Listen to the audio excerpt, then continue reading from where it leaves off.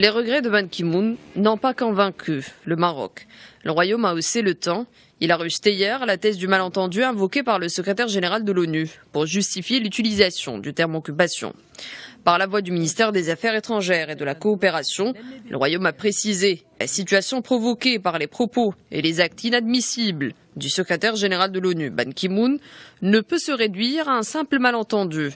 Cela est donc la réaction officielle du Maroc suite au point de presse tenu avant-hier par le porte-parole du secrétaire général de l'ONU, Stéphane Dujarric.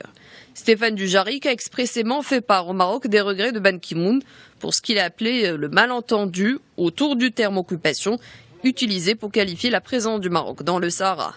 Mais pour le Maroc, utiliser cette expression, même une fois et à titre personnel, n'est pas plus une excuse qu'un alibi. Le différend avec le secrétaire général ne peut non plus être réduit à la seule question de l'usage partial et injustifié du terme occupation, peut-on lire dans le communiqué du département de Saladin Mzouar. Pour le Royaume, il s'agit en réalité d'actes d'une gravité sans précédent qui ne sont ni justifiables ni effaçables.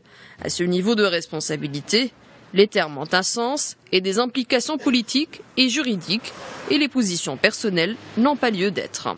À noter que le Maroc poursuivra de manière engagée et constructive l'interaction avec les membres du Conseil de sécurité.